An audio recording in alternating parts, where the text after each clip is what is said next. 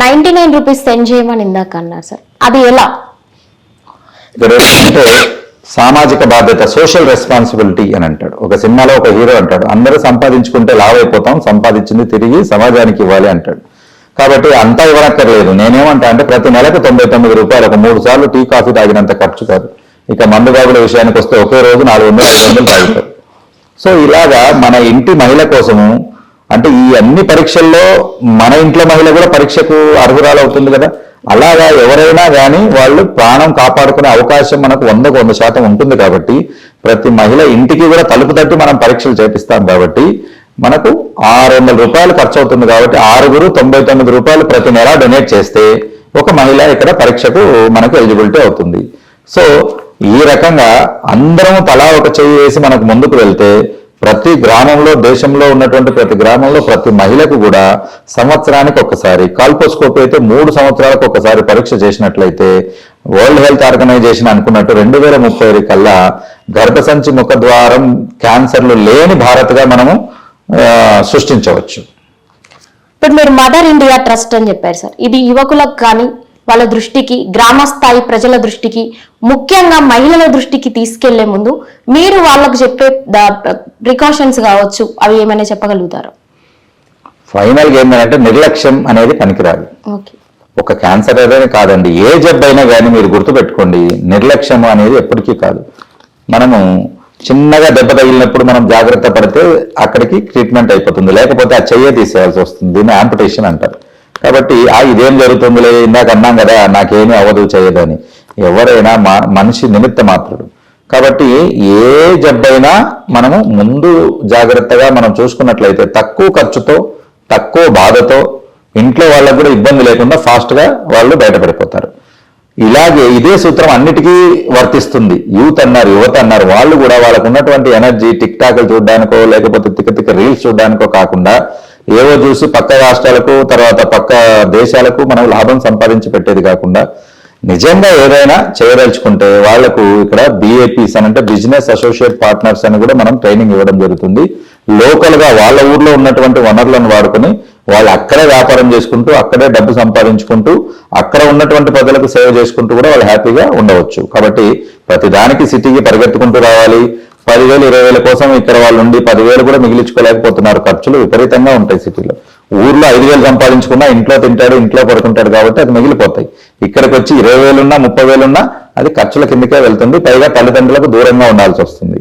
కాబట్టి నేను అనుకోవడం ఏంటంటే మీరు ఎక్కడుంటే అక్కడే మీరు ఈ ఆదాయ వనరులు మీరు సృష్టించుకోవచ్చు. అదే సార్, ఫైనల్ గా ఈ అధునాతనమైనటువంటి ప్రపంచంలో ఆహారపు అలవాట్లు అనేవి ఏ విధంగా ప్రభావం చూపగలుగుతున్నాయి ఈ క్యాన్సర్ మీద? చాలా మంది అడుగుతూ ఉంటారు, సార్ నేను ఏ రోజు కూడా సిగరెట్ తాగను, మరి నాకు ఎందుకు క్యాన్సర్ వచ్చింది? నేను మందు తాగను సార్, నాకు ఎందుకు వచ్చింది అని అంటే, మీరు ఏమి తేకపోయినా మనం తినే ఫుడ్ ద్వారా గత కొన్ని దశాబ్దాలుగా, ఒక్కటే ఉదాహరణ చెప్తాను. ఒకప్పుడు ఏం చేసేవాళ్ళంటే, మాకు కూడా 30 ఎకరాల పొలం ఉండేది. మేము పొలం ఇచ్చినప్పుడు, పొలం పంట వేసినప్పుడు మధ్యలో కలుపు అనేది వస్తుంది. ఆ కలుపును కూలీలు పెట్టి తీసేవాళ్ళు, మనం పోయి అన్ని దీన్ని తీసి వేర్ల సహా తీసేవాళ్ళం. ఇప్పుడు ఏం చేస్తున్నారో తెలుసా, వాటికి మందు కొడుతున్నారు. ఏమని? కలుపు మొక్కలు చచ్చిపోవడానికి మందు కొడుతున్నారు. కాబట్టి వంగి కలుపు తీయడానికి బరువు అయిపోయి లేబర్స్ దొరక్క, లేబర్ కాస్ట్ పెరిగి మందు కొడుతున్నారు. గుర్తుపెట్టుకోండి, ఒక మందు ఒక కలుపు మొక్కను చంపుతుంది, చనిపోయేలా చేస్తుందంటే పక్కనున్న తిండి మొక్కను కూడా అదే ప్రభావం చూపిస్తుంది. అటువంటి గింజలు తిన్నప్పుడు మన కణాలు కూడా చనిపోతాయి కదా, అది ఇట్స్ క్వైట్ కామన్ సెన్స్ అన్నట్టు. కాబట్టి యూరియా, పెస్టిసైడ్స్, తర్వాత ఈ జెనెటిక్ ఫుడ్స్ అని అంటే హైబ్రిడ్ ఫుడ్స్ ఎక్కువగా తినడం ద్వారా మన శరీరం మీద విపరీతమైన ప్రభావం చూపించి ఆ కెమికల్ రియాక్షన్స్ వీటికి రియాక్ట్ అయ్యి కూడా మనకు క్యాన్సర్ అనేది చాలా వరకు వస్తుంది. చాలా మంది అనుకుంటుంటారు ఇప్పుడు షుగర్, తర్వాత కొన్ని మనము లైఫ్ స్టైల్ డిసీజ్ అంటాం, కేవలం తిని కూర్చునే వాళ్ళకి వస్తుంది. అట్లా కాదు, పల్లెటూరులో కూడా షుగర్ వస్తుంది. ఇప్పుడు మరి ఎందుకు వస్తుంది? కంటిన్యూగా యూరియా ఉన్న ఫుడ్డే తింటున్నారు, 3 పూటల రైసే తింటున్నారు, ఫుడ్ మార్చట్లేదు. ఏది తీసుకున్నా ప్రతిదానికి పురుగు మందు, మొలక విత్తనానికి శుద్ధి దగ్గర నుంచి మనం నోట్లోకి పోయేంత వరకు మందు కొడుతూనే ఉంటారు. మరి మీరు మదర్ ఇండియా ట్రస్ట్ ద్వారా ఐడెంటిఫై చేసిన పేషెంట్స్ ఉంటారు సార్, మరి వాళ్ళకు డైట్ మెయింటైన్ చేయాలని చెప్తారా? డెఫినెట్ గా వాళ్ళకి సూచనలు సలహాలు ఇస్తాము. దానికి మదర్ ఇండియా ట్రస్ట్ అనే ఒక ఛానల్ పెట్టడం జరిగింది. దాని ద్వారా హెల్త్ కాన్షియస్, ఏ ఫుడ్ తింటే ఎటువంటి జాగ్రత్తలు తీసుకోవచ్చు, ఏ జబ్బుకు ఎటువంటి ఫుడ్ తీసుకోవాలి, ఎటువంటి ఆరోగ్య సూత్రాలు పాటించాలి. కాబట్టి ఇటువంటివి మనం పాటించుకుంటూ వెళ్తే 100% దాన్ని రాని వాళ్ళు నివారణ చేసుకోవచ్చు. అలాగే ఈ జాగ్రత్తలు పెట్టుకుంటే ఫ్యూచర్లో కూడా మనం క్యాన్సర్ బారిన పడకుండా మనల్ని మనం కాపాడుకోవచ్చు. ఇక్కడ మదర్ ఇండియా ట్రస్ట్ అనేది వాలంటరీ వ్యవస్థతో పాటు ప్రతి నెల 2 ఊర్లలో క్యాంప్స్ అనేది కండక్ట్ చేస్తూ ఉంది. ఈ క్యాంప్స్ ప్రీ డిటెక్షన్ క్యాంప్స్ అంటాం. ప్రీ డిటెక్షన్ క్యాంప్స్ అంటే ఏంటి? గర్భసంచిని తొలి దశల్లో గుర్తించడానికి చేసే మొట్టమొదటి ప్రయత్నం. సో దీంట్లో ఏం జరుగుతుంది అని అంటే, ఫస్ట్ ఆ ఊర్లో ఉన్నటువంటి మహిళలందరినీ కూడా ఒక చోటకి మనం మీటింగ్ అనేది కండక్ట్ చేయడం జరుగుతుంది. జనరల్గా క్యాంప్స్ అనగానే వాళ్ళకు చూసేసి బీపీ షుగర్ టెస్ట్ చేసి మందులు రాసి పంపించేసేస్తారు, 1 గంటలో హడావుడంతా అయిపోతుంది. కానీ ఇక్కడ అది కాదు. క్యాంప్ అని అంటే వాళ్ళకు అవేర్నెస్ కలగజేయడం. అంటే క్యాన్సర్ అనే జబ్బు లక్షణం ఏంటి, ఏం చేస్తే ఎలా వస్తుంది, న్యూట్రిషన్ ఇంపార్టెంట్ ఏంటి, పోషణ ఉండాలి.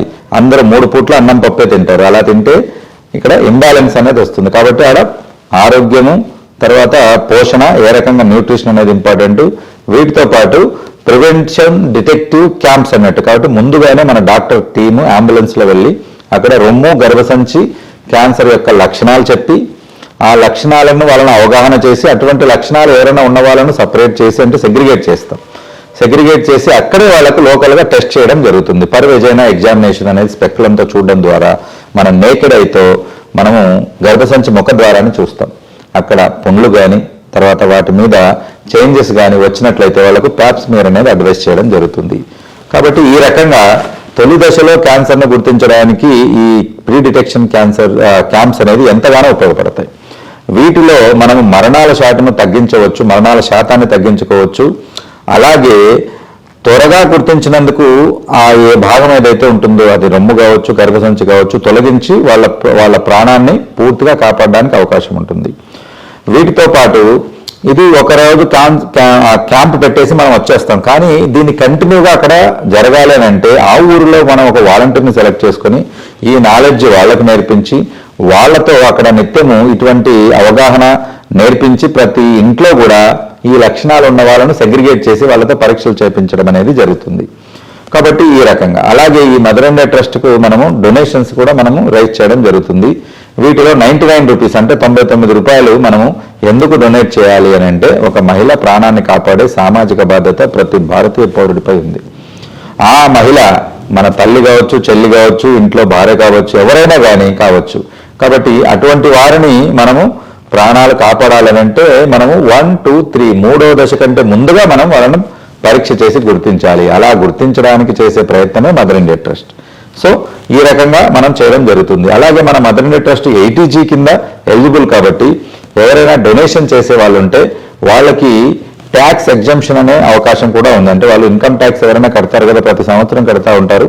వాళ్ళల్లో అక్కడ ట్యాక్స్ ఎగ్జంప్షన్ అంటే తగ్గించుకునే దానికి అవకాశం ఉంటుంది. అలాగే 10,000 పైన ఎవరైతే మనకు డొనేషన్స్ ఇస్తున్నారో వాళ్లకు 12 నుంచి 15 సంవత్సరాల తర్వాత ₹1,00,000 విలువ కలిగిన కొన్ని చెట్లు గిఫ్ట్గా ఇవ్వడం కూడా జరుగుతుంది. దీంట్లో ఏంటంటే సామాజిక బాధ్యతగా వాళ్ళు మహిళను కాపాడే ప్రయత్నం చేస్తారు. కాబట్టి మనము ప్రకృతిని కాపాడే మొక్కలను వాళ్ళకు బహుమతిగా ఇవ్వడం. ఈ 15 సంవత్సరాల వరకు ఆ మొక్క 1,00,000 లీటర్ల ఆక్సిజన్ మనకు ప్రకృతిని ఇస్తుంది. దీంట్లో గ్లోబల్ వార్మింగ్ అని అంటే ఫ్యూచర్లో మనకి భూమి యొక్క వేడిని మనం పెంచకుండా మనం కాపాడగలుగుతాం. అంటే ఇది నథింగ్ బట్ మన భవిష్యత్తు తరాలకు మంచి భూమిని మనం ఉంచి మనం వెళ్తాం అన్నట్టు. సో ఇది మీరందరూ అర్థం చేసుకుని మదర్ ఇండియా ట్రస్ట్కు సహకరించగలరని నేను మనస్ఫూర్తిగా కోరుకుంటున్నాను. శివ, మీరు నిర్వహించేటువంటి ఈ మదర్ ఇండియా ట్రస్ట్ అనేది సుముఖంగా ప్రజల్లోకి వెళ్ళి వాళ్ళలో అవగాహన తెచ్చుకోవడానికి మీరు యువతని ఈ విధంగా 99 రూపీస్ సెండ్ చేయడం ద్వారా కావచ్చు, లేకపోతే వాలంటీర్ గా యూజ్ చేయడానికి కూడా మీరు రెడీగా ఉన్నారు. ఇంతటి కార్యాన్ని మీరు చేయడానికి కార్యోన్ముఖులుగా కావడానికి మా వంతు సహకారం ఇండియాలో కావచ్చు, తెలంగాణ రాష్ట్రంలో, తెలుగు రాష్ట్రాలలో యువత కార్యోన్ముఖులు చేయడానికి సిద్ధంగా ఉంటారు. వారి సేవలను మీరు కూడా ఉపయోగించుకోవాలని కోరుకుంటా ఉన్నాం. థ్యాంక్ యూ సార్, చాలా బాగా వివరించారు.